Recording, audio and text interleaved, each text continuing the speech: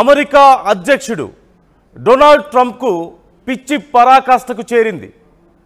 ఏం చేస్తున్నాడో ఎందుకు చేస్తున్నాడో అతనికి అర్థం కాక ప్రపంచానికి అర్థం కాక గందరగోళ పరిస్థితి నెలకొంది.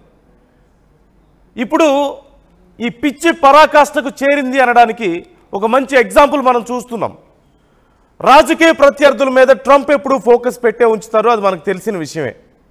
అయితే అమెరికా మాజీ అధ్యక్షుడు బరాక్ ఒబామాకు సంబంధించి ట్రంప్ సోషల్ మీడియాలో ఒక పోస్ట్ చేశారు. ఇప్పుడు ఆ పోస్ట్ సంచలనంగా మారింది. ఒబామాను FBI ఏజెంట్లు ఓవెల్ ఆఫీస్లో అరెస్ట్ చేస్తున్నట్లుగా ఆ వీడియో ఉంది. ట్రంప్ అక్కడే కూర్చొని నవ్వుతూ కనిపిస్తున్నారు ఆ వీడియోలో. అది AI జనరేటెడ్ వీడియో అనేది అర్థమవుతుంది. కానీ ఒక మాజీ అధ్యక్షుడిని అంత దారుణంగా మోకాళ్ళ మీద కూర్చోబెట్టి చేతులు వెనక్కి మడిచి సంకెళ్ళు వేసి అంత దారుణంగా ఒక భయంకరమైన నేరస్తుడిని ఎలాగైతే అరెస్ట్ చేస్తారో అలా అరెస్ట్ చేసి తీసుకువెళ్తుంటే అక్కడ కూర్చొని నవ్వుతూ కూర్చోవడం, ఆ తర్వాత ఒబామా జైల్లో ఆరెంజ్ కలర్ డ్రెస్లో ఖైదీలు వేసుకునే డ్రెస్లో ఉన్నటువంటి వీడియో కూడా మనం చూస్తున్నాం. ఇంత పైశాచికత్వం, ఇంత శాడిజం, మ్యాడ్మ్యాన్ థియరీ అని చెప్పి ఈ మధ్య బాగా పాపులర్ అవుతుంది ట్రంప్ గురించి. అంటే ట్రంప్ మనస్తత్వం ఎలా ఉంది అంటే ఒక పిచ్చోడి మాదిరిగా ఉంది అంటూ ఈ మధ్య చాలా పాపులర్ అవుతుంది. దానికి తగ్గట్లుగానే ఇప్పుడు ఒక మంచి నిదర్శనం మనకు కనిపిస్తుంది. అందులోనూ ఆయనే సొంతగా తన సోషల్ మీడియాలో పోస్ట్ చేయడం అంటే ఎంత దారుణమైనటువంటి మనస్తత్వం మనం చూడొచ్చు. ట్రంప్కి పిచ్చా లేకపోతే ఇంకేదైనా కుట్రపూరితంగా వ్యవహరిస్తున్నారా? కారణం ఏదైనా సరే ఇది మాత్రం ఖచ్చితంగా పరాకాష్ఠకు చేరిన పిచ్చిగానే చూడాలి. ఏదైనా మానసిక సమస్యతో ఇబ్బంది పడుతున్నారా అనే డౌట్స్ కూడా రాకపోవు ఇలాంటివి చూస్తే.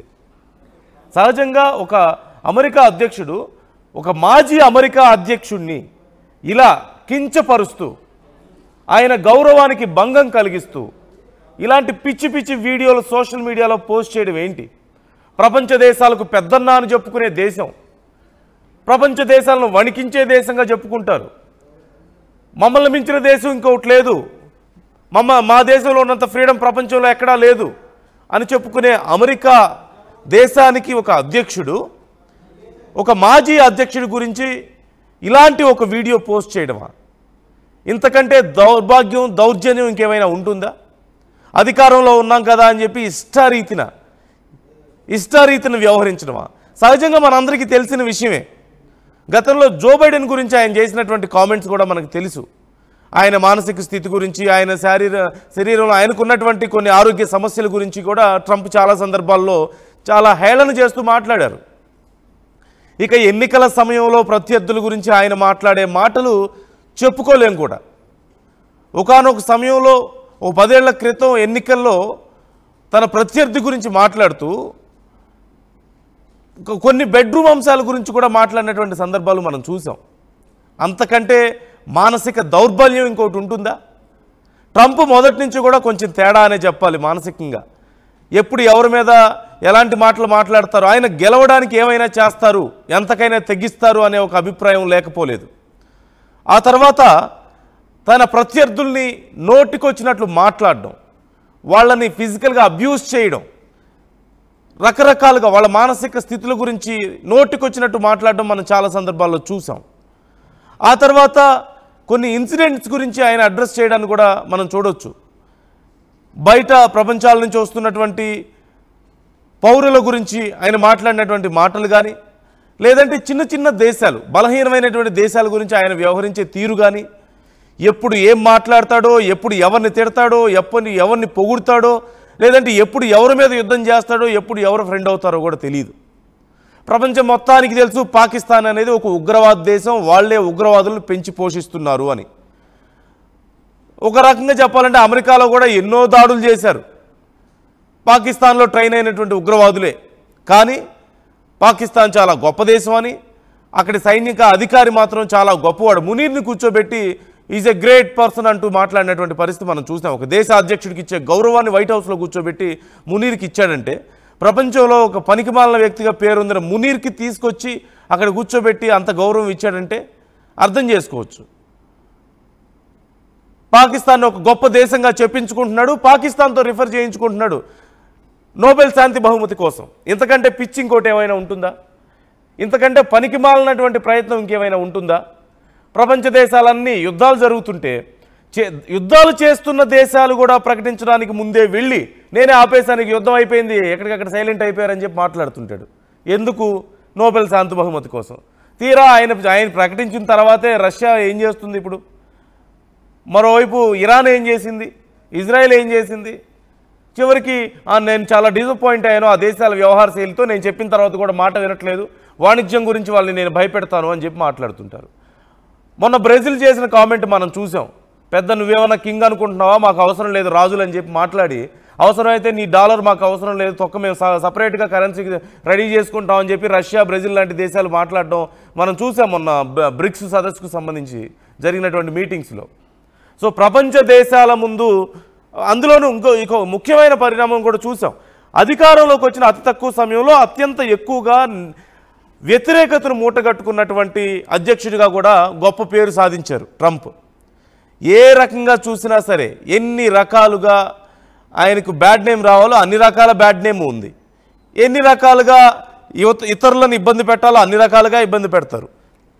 ఎప్పుడు ఎవరితో ఫ్రెండ్షిప్ చేస్తారో తెలియదు, ఎప్పుడు ఎవరితో యుద్ధాలు చేస్తారో తెలియదు. నేను నా అంత గొప్పగా బిజినెస్ చేసేవాళ్ళు ఎవరు లేరు, ఇండియా పాకిస్తాన్ నేను వాణిజ్యం చూపించి ఆపేశాను యుద్ధం చేయకుండా అని చెప్పి మాట్లాడారు. ఈ నోటికొచ్చినట్టు మాట్లాడడం. ఇప్పుడు ఇలాంటి ఒక వీడియో ఒక మాజీ అక్కడ అమెరికా అధ్యక్షుడి గురించి ఇలాంటి ఒక వీడియో ఆయనకి ఎంత అవమానకరం ఒబామాకి. అంతకంటే దారుణం ఇంకేమైనా ఉంటుందా? ఎవరన్నా ఏమన్నా అనుకుంటారని కానీ కనీసం ఇది పద్ధతా కాదా అని కానీ ఆలోచించడం ఉండదు. ప్రపంచాలకు మాత్రం మళ్ళీ పెద్దన్నా అని చెప్పుకుంటారు, మాకంటే గొప్ప అధ్యక్షుడు లేడని చెప్పుకుంటారు, మాకంటే గొప్ప దేశం లేదని చెప్పుకుంటారు. ఇంత దారుణమా?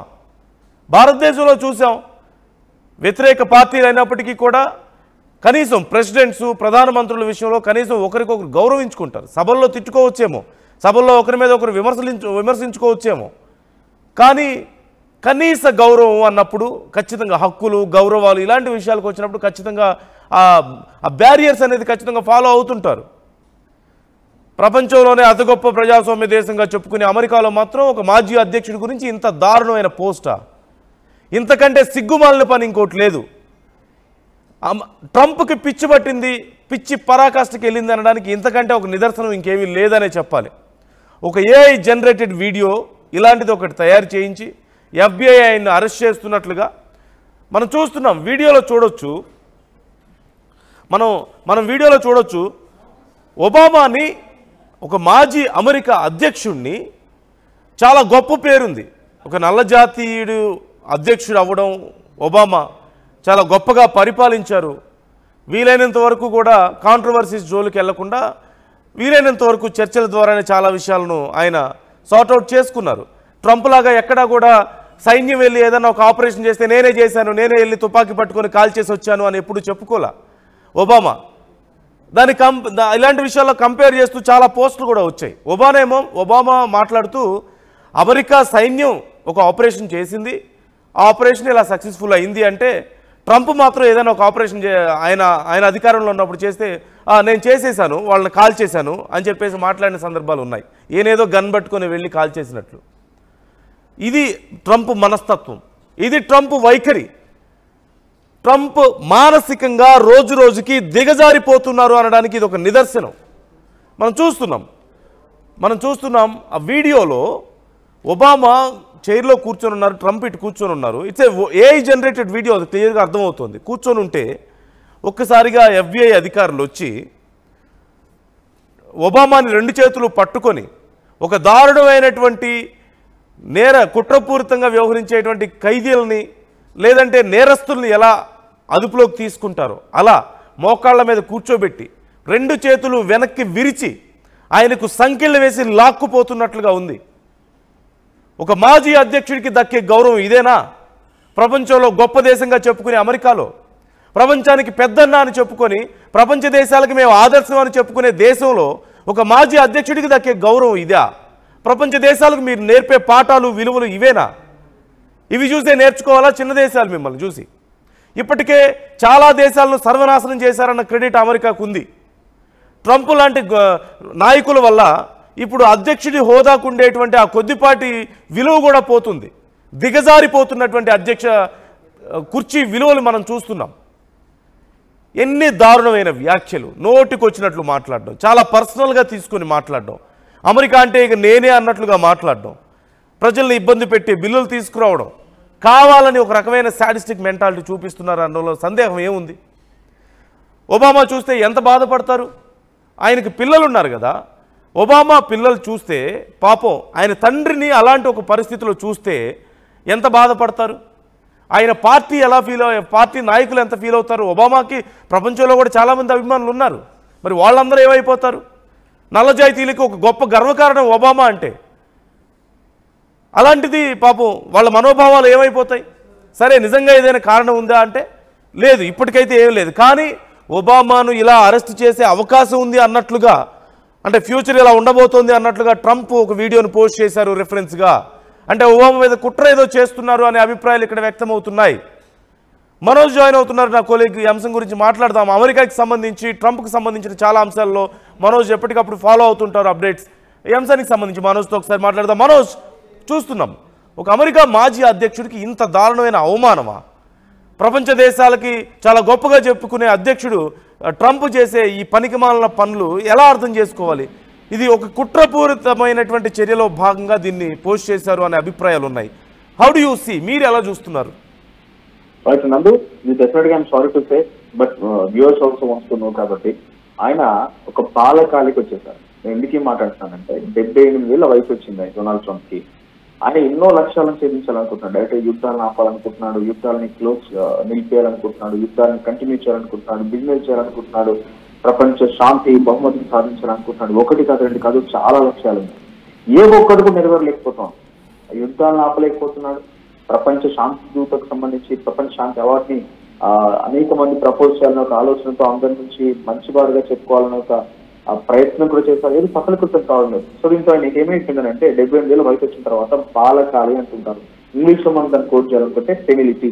సో ఇది మనం డెఫినెట్ గా వాడవచ్చు. సో ఇక పూర్తిగా ఆయన దాదాపుగా 80 ఏళ్ల వయసు వరకు చేరుకున్నాడు. కాబట్టి ఆయనకి మళ్ళీ ఒకసారి చిన్నతనం మొదలైంటుంది. లేకపోతే ఎంత పిచ్చితనం కాకపోతే ఇది, ఆయన ఎవరో తన ప్రత్యర్థి పార్టీలకు సంబంధించినటువంటి ఆయన పార్టీ అయిన ఉదాహరణకి రిపబ్లిక్ పార్టీకి సంబంధించినటువంటి ఎవరు సెకండ్ క్యాడర్ లేదా థర్డ్ క్యాడర్ ఒక సెనేటర్ ఎవరో ఒక వీడియో ఈ రకంగా షేర్ చేశారంటే పోనీలే ఆయనకు బరాక్ ఒబామా అంటే నచ్చదేమో, లేకుంటే డొనాల్డ్ ట్రంప్ యొక్క వ్యవస్థల్ని ఆయన తీసుకొచ్చడానికి స్కీమ్స్ ని వ్యతిరేకిస్తున్నాడు కాబట్టి నచ్చకుండా ఉంటుంది కాబట్టి ఎవరో షేర్ చేశారంటే ఏమో ఉంటుంది. డైరెక్ట్ గా డొనాల్డ్ ట్రంపేనా అమెరికా అధ్యక్షుడే. అది పిచ్చి పని కాకపోతే ఇంకేమవుతుంది? అది నిజంగా బాలకాలి కాకపోతే ఏమవుతుంది? ఇంకా అదొక నవ్వు తెప్పించే అంశం కాకపోతే ఇంకేమవుతుంది? బరాక్ ఒబామా డైరెక్ట్ గా ఆయన పక్కన కూర్చుంటూ ఉండగా కొంతమంది వచ్చి ఆయన అరెస్ట్ చేసి కింద మోకాళ్ళపై కూర్చోబెట్టి చేతులు వెనక్కి విరిచి సంఖ్యలు లేచి తీసుకెళ్లి జైల్లో వేస్తే ఆయన ఏకంగా ఖైదీలాగా కాస్ట్యూమ్ వేసుకొని ఒక జైల్లో ఉండిపోయి ఊసర అవతల నుంచి సంఖ్యల అవతల నుంచి ఆయన ఆ బ్యారక్ లో ఉండి ఆయన జైలు బ్యారక్ లో ఉండి చూస్తున్న విజువల్ ఆయన పోస్ట్ చేయాల్సింది. అనేక సమస్యలు ఉన్నాయి కదా.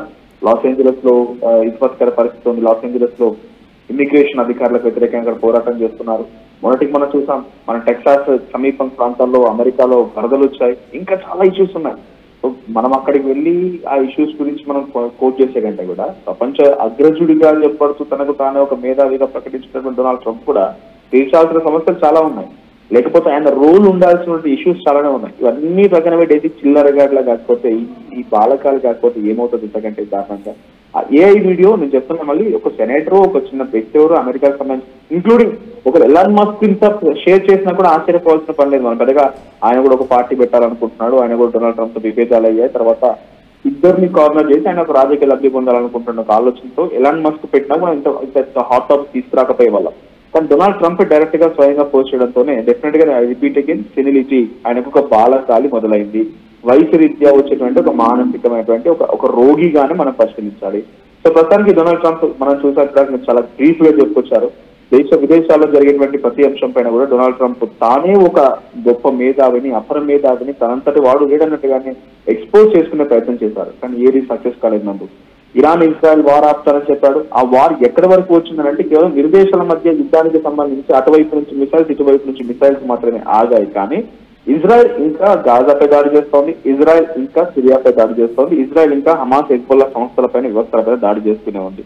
అంటే ఇరాన్ దేన్నైతే వద్దు అని చెప్పి ఇది ఇజ్రాయెల్ ని హెచ్చరించిందో, అక్కడ ఇరు దేశాల మధ్య యుద్ధం జరిగిందో, ఆ ఇరు దేశాల మధ్య మిసైల్స్ మాత్రం ఆగిపోయాయి. కానీ ఏ లక్ష్యం అయితే ఇరాన్ పెట్టుకుని ఆ ఇజ్రాయెల్ వ్యతిరేకంగా వెళ్ళిందో ఆ లక్ష్యం ఇంకా నెరవేరలేదు. ఇక రష్యా ఉక్రెయిన్ సంగతి తెలిసిందే. రష్యా ఉక్రెయిన్ సంబంధించిన యుద్ధంలో కూడా ఉక్రెయిన్ ని నేను నిలువరిస్తానని చెప్పి ముందుగా జెలెన్స్కీని తిట్టి, జెలెన్స్కీ పైన రెచ్చిపోయి జెలెన్స్కీని ఒక జోకర్, ఒక బఫూన్ అంటూ కూడా మాట్లాడిన డొనాల్డ్ ట్రంప్ ఆ యుద్ధంలో ఆపలేకపోయాడు. తర్వాత జెలెన్స్కీ మళ్ళీ దయదలిచి డొనాల్డ్ ట్రంప్ ఏదో అక్కడ కాంట్రాక్ట్ ఇవ్వడం, డొనాల్డ్ ట్రంప్ అక్కడ కాంట్రాక్ట్ తీసుకోవడం, మినరల్ సంబంధించి 50% కాంట్రాక్ట్ రావడం, ఆ తర్వాత రష్యా వ్యతిరేకంగా మారింది. రష్యా పుతిన్ ఏ మాత్రం డొనాల్డ్ ట్రంప్ కనీసం కన్సిడరేషన్ కూడా తీసుకోవడం లేదు. నీ ఇష్టం, నీ దేశంలో ఏం చేసుకుంటావు చేసుకో, కానీ నా దాకా ఇన్వాల్వ్ అయిపోయి నేనేం చేయాలో కూడా నువ్వే చెప్తా ఎలా అని చెప్పి ఆయన స్ట్రైట్ ఫార్వర్డ్ గానే చెప్తూ ఉన్నారు. అంతేందుకు Russia Putin, Ukraine Zelensky, Iran చుట్టూ అలీ ఖమేనీ వీళ్ళే కాదు, ఆఖరికి వస్తే సౌత్ ఆఫ్రికా రమాఫోసా అక్కడి ప్రధాని కూడా వైట్ హౌస్ లో డొనాల్డ్ ట్రంప్ తో కూర్చోండి, డొనాల్డ్ ట్రంప్ ఆతిథ్యం ఇచ్చి ఇన్విటేషన్ ఇస్తాను ఒక అతి దగ్గర పిలిచి అతిథితో ఏం మాట్లాడాలి, ఇరు దేశాల మధ్యకి సంబంధించిన సత్సంబంధాల అంశం మాట్లాడాలి, లేకపోతే ట్రేడ్ కి సంబంధించిన అంశం మాట్లాడాలి. ఆయన ఏమంటున్నాడు డొనాల్డ్ ట్రంప్ అంటే ఎంత మూర్ఖంగా ఆయన ప్రవర్తిస్తున్నాడంటే, మీ దేశం మీద తెల్ల జాతీయులపైన దాడి చేస్తున్నారంట కదా, ఎందుకు ఐ వాంట్స్ టు నో ఏం జరుగుతోంది అని చెప్పి ఆయన కింద పనిచేసేటువంటి సెక్రటరీయా, లేకపోతే ఆయన కింద పనిచేసేటువంటి గన్మేనా, ఆయన కింద పనిచేసేటువంటి ఒక FBI అధికారుల, ఆయన ఒక దేశానికి ప్రధాని, ఆ దేశంలో ఏం జరుగుతుందో ఆయన తెలుసుకుంటాడు కదా, ఈయనకి మధ్యలో నొప్పి. సో డొనాల్డ్ ట్రంప్ అడగడంతో రమాపోసా ఏం చేశారంటే, I know what to do about my country, నాకు నా దేశంలో ఏం చేసుకోవాలో తెలుసు, నా దేశంలో ఎలా ఉంటుందో తెలుసు, దేశంలో ఏం జరుగుతుందో తెలుసు, అలాంటిది ఏది లేదు, మీరు తప్పుగా పొరపాటు పడుతున్నారు, please take care about your country, నీ దేశం గురించి నువ్వు ఆలోచించుకోవాలంటే చాలా సింపుల్ గా చెప్పాడు. అంటే ఇంతకంటే దారుణం ఏముంటుంది. ఆయన దోస్తాన్ని ఎవరితో చేస్తున్నారు, ఇప్పుడు టర్కీతో ఫ్రెండ్షిప్ చేస్తున్నాడు అమెరికా అధ్యక్షుడు, ఆ తర్వాత పాకిస్తాన్ తో ఫ్రెండ్షిప్ చేస్తున్నాడు. ఆయన ఫ్రెండ్షిప్ ఎక్కడితో ఉంది, మళ్ళీ బంగ్లాదేశ్ తో ఫ్రెండ్షిప్ ఉంది. బికాస్ ఎక్కడైతే టెర్రరిస్టులు అందరూ కూడా సొంత విదేశాల్లో అశాంతికి కలుగజేసే విధంగా ప్రయత్నాలు చేస్తున్నారు ప్రపంచ దేశాల్లో, అశాంతి కలుగజేసే వారితో డొనాల్డ్ ట్రంప్ ఫ్రెండ్షిప్ ఉంది. అందుకే బహుశా అంతర్గతంగా ఆయన దేశం కూడా ఎప్పుడు అశాంతి కలిగిరుగుతూనే ఉంది, అశాంతి ఎప్పటికీ కనిపిస్తూ ఉంది. ఒకవైపు లాస్ ఏంజలస్, ఇంకోవైపు కాలిఫోర్నియా, ఇంకోవైపు టెక్సాస్ లో వరదలు, ఈ రకంగా ఏదో ఒక ఆందోళన లేకెత్తిస్తున్నాడు అమెరికాలో కూడా. సో ప్రస్తుతానికి ఆయన వెంటే ఉండి ఆయన వెంట నడిచిన ఇలాన్ మస్క్ కూడా ఆయన తూ కొట్టి బయటికి వెళ్ళిపోయాడంటే ఇక అమెరికా అది ఉంటుంది ట్రంప్ పరిస్థితి ఏంటో అర్థం చేసుకోవచ్చు. బట్ మనం ఇక్కడ ఈ ప్లాట్ఫామ్ లో ఉండి ఇంతగా ఆయన గురించి అనాలిసిస్ మాత్రమే చేస్తున్నాం, కానీ మనకి ఇండివిజువల్ గా డొనాల్డ్ ట్రంప్ అన్నా, లేకపోతే డొనాల్డ్ ట్రంప్ యొక్క రూలింగ్ అన్నా ఎక్కడ కూడా విద్వేషం కానీ, లేకపోతే ఆయన గురించి మన ఇండివిజువల్ ఒపీనియన్స్ ఏం లేదు. ఎగ్జాక్ట్ గా ఆయన చేసేటువంటి విషయాలే ప్రజలకు వివరించే ప్రయత్నం, ప్రజలు ఏమనుకుంటున్నారు, ఏ రకంగా ఉండబోతుంది అనేటువంటి విశ్లేషణ మాత్రమే మనం కంటిన్యూ చేస్తున్నాం. సో ఏమైనా ఇన్ వన్ వర్డ్ ఆయన ఒక బాలకాలు వచ్చింది. సో ఏం ప్రవర్తిస్తున్నాడు, ఏం చేస్తున్నాడో కూడా తెలియడం లేదు. కొన్ని మధ్య అనారోగ్య సమస్యతో బాధపడుతున్నారు. ఆయన కేవలం ఫిజికల్ అనారోగ్యమే కాదు, ఆయన మెంటల్ గా మానసికంగా కూడా అనారోగ్య బారిన పడేట్టుగానే ఈ ట్వీట్ ద్వారా అర్థమవుతోంది. Right, thank you Manoj. మొత్తం మీద ట్రంప్ చేసినటువంటి ఈ పోస్ట్ సంచలనంగా మారింది. ఒక అమెరికాలోనే కాదు, ప్రపంచవ్యాప్తంగా ఒబామా మీద ముందు తీసుకోబోయే చర్యలకి ఇది ఒక ఎగ్జాంపుల్గా చూపిస్తున్నారు ట్రంప్ అంటూ కొంతమంది అభిప్రాయం వ్యక్తం చేస్తున్నారు. ఇప్పటికే గతంలో ఒబామా ఉన్న సమయంలో 2016లో అప్పుడు ఎన్నికలు జరిగిన సమయంలో ఆ ఎన్నికల్లో రష్యా ఇన్వాల్వ్మెంట్ ఉంది అంటూ ట్రంప్ అలిగేషన్స్ చేసిన విషయం మనకు తెలిసిందే. దీని గురించి పెద్ద చర్చ జరిగింది. దీనికి సంబంధించి విచారణ చేయాలి అంటూ అప్పుడు చాలా కంప్లైంట్స్ వచ్చాయి. ఇప్పుడు ఈ మధ్య మరొకసారి అదే అంశం తెర మీదకి వచ్చింది. వాటితో పాటు మరికొన్ని అంశాల్లో ఒబామా మీద విచారణ జరగబోయే అవకాశం ఉందని, చర్యలు తీసుకునే అవకాశం ఉందని ట్రంప్ గవర్నమెంట్. ఈ నేపథ్యంలోనే దానికి ఒక ఎగ్జాంపుల్గా ముందు జరగబోయే పరిణామాలకు ఒక ఎగ్జాంపుల్గా ఇది ఒక వీడియోను పోస్ట్ చేశారు, ఏఐ జనరేటెడ్ వీడియోను ట్రంప్ పోస్ట్ చేశారు అంటూ చర్చలు జరుగుతున్నాయి. కానీ నిజంగా ఒబామా మీద ఏదైనా చర్యలు తీసుకోవాలన్నా, ఆయన ఏదైనా తప్పులు చేసినా, ఆయన ఒక మాజీ అధ్యక్షుడు, పరిపాలించారు, అమెరికాని పరిపాలించారు, నల్లజాతీయులకు ఆయన ఒక గొప్ప గర్వకారణంగా నిలిచారు, ఆయన ఒక ఎగ్జాంపుల్గా రోల్ మోడల్గా నిలిచారు. అలాంటి వ్యక్తిని పట్టుకొని ఇంకా ఏమీ ప్రూవ్ అవ్వకుండానే, ఇంకా ఏమీ దీనికి సంబంధించి ఎవిడెన్స్లు లేకుండానే ఒక ఏఐ జనరేటెడ్ వీడియోను తీసుకొచ్చి మానసిక సంతృప్తి పొందుతున్నారు అంటే ట్రంప్ మెంటల్గా ఏ స్టేజ్లో ఉన్నారో అర్థం చేసుకోవచ్చు. ఆయన మానసిక పరిస్థితి సరిగా లేదు అనేది మనకు క్లియర్గా అర్థమవుతుంది. ప్రపంచ దేశాల్లో ఇప్పుడు ఇది పెద్ద చర్చనీయాంశంగా మారింది. ఈ విషయంలోనే కాదు, ట్రంప్ ఈ మధ్యకాలంలో తీసుకుంటున్న నిర్ణయాలు, వ్యవహరిస్తున్నటువంటి తీరు, చేస్తున్నటువంటి కామెంట్స్ ప్రతిదీ కూడా ట్రంప్ మానసిక స్థితిని చూపిస్తోంది. అనవసరమైనటువంటి విషయాల్లో రాద్ధాంతం చేయడం తప్ప, రాద్ధాంతం చేయడం, ఏదో గందరగోళం సృష్టించడం, ప్యానిక్ క్రియేట్ చేయడం, కేసును క్రియేట్ చేయడం, ఇలా ఏది చూసినా సరే నెగిటివ్ వైపే వెళ్తున్నారు ట్రంప్ అనేది మాత్రం క్లియర్గా అర్థమవుతుంది. మరి దీనికి సంబంధించి పరిణామాలు ఏ విధంగా ఉండబోతున్నాయి అనేది చూడాలి. ఈ విషయంపై మీరు కూడా మీ అభిప్రాయాన్ని కామెంట్ చేయండి. ఒబామాకు సంబంధించి ట్రంప్ ఇలాంటి ఒక వీడియో పోస్ట్ చేయడం సమంజసమా? మీరు కూడా ఈ అంశంపై మీ అభిప్రాయాన్ని కామెంట్ రూపంలో మాతో పంచుకోండి.